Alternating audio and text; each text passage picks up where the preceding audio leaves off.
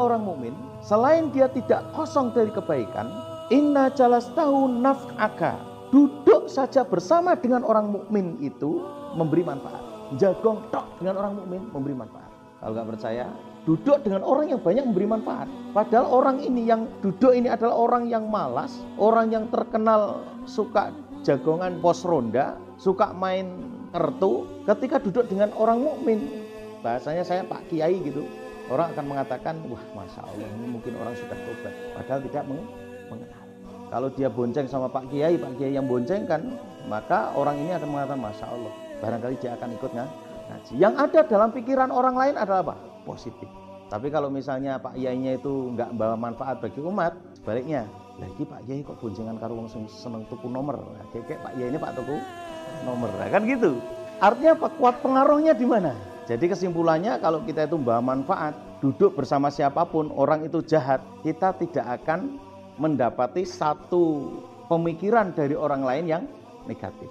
Karena pengaruh positif manfaatnya itu lebih besar. Baik, makanya duduk saja manfaat. Wa in masyaitahu naf'aka. Kalau engkau berjalan dengannya, yaitu dengan orang mukmin, maka dia pun akan membawa manfaat bagimu. Wa in syaraktahu naf'aka. Kalau engkau bekerja sama dengannya, orang mukmin, dia memberi manfaat. Misal saya kerjasama dengan Mas Azin, dasarnya iman, bukan masalah untung rugi. Atau muamalah dengan Mas Azin misalnya. Karena saya butuh uang, saya hutang. Mas, saya hutangi mas, berapa? 100.000. Kapan mau bayar? 1 bulan. Begitu 1 bulan, baik lupa atau tidak lupa, karena saya belum punya uang, nggak nembusi misalnya. Terus kemudian sampai 2 bulan, saya merasa sudah membayar. Begitu Mas Azin itu nagih sama saya, Pak Ahmad, jenengan kan hutang sama saya 100.000. Loh, kan sudah saya bayar, padahal belum dibayar. Bagi orang beriman, oh ya sudah, alhamdulillah, saya yang lupa. Mas Azin bilang begitu, maaf saya yang lupa. Padahal memang belum dibayar, langsung dilunaskan. Itu kalau berteman dengan orang mukmin itu begitu. Coba kalau kita berteman dengan orang bukan yang mukmin, hanya karena uang 5.000 saja atau rokok saja, kalau yang merokok ya itu udah jotosan. Masya Allah, ini bukan kerja ringan, ya kerja berat. Ini menjadi warning bagi kita semua dalam bekerja masalahnya.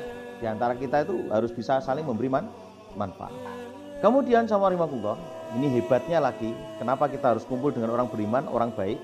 Waman aradakallahu bi khairan razaqahu akhon solihan. Barang siapa yang Allah kehendaki kebaikan pada seseorang, maka Allah akan berikan kepadanya saudara yang soleh. Jadi orang soleh itu kumpulannya orang-orang soleh. Kalau Allah pilih dia menjadi baik, dia menjadi soleh. Tapi kalau tidak, naudzubillah min dzalik. Apa bentuk kemanfaatannya berteman dengan orang soleh itu? Inna siyadakarahu. Kalau lupa diingatkan. Wa in anahu. Kalau dia sudah ingat, dia akan membantu. Kalau boleh saya kasih contoh, Mas nanti malam ada pengajian. Oh iya terima kasih. Kalau dia lupa. Kalau dia ingat, oh iya saya sudah ingat. Langsung dia bantu. Kamu berangkat dengan siapa? Tak bonceng ke saya ya. Mukmin itu begitu. Tidak membiarkan orang lain itu kesusahan. Sehingga yang ada adalah memudahkan.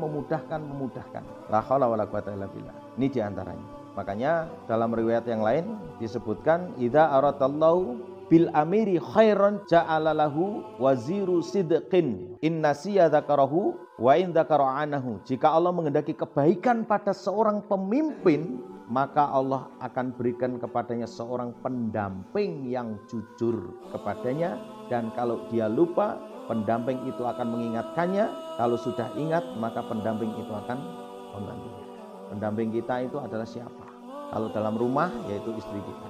Kalau kita dipilih oleh Allah satu kebaikan, maka Allah akan kasih pendamping kita ini adalah pendamping yang jujur, yang baik, yang suka mengingatkan, tidak malah dibiarkan. Wis ngerti jadwal ngaji, istrinya itu tahu kalau itu jadwal ngaji, didiemin aja. La haula wala quwwata illa billah. Wallahu a'lam.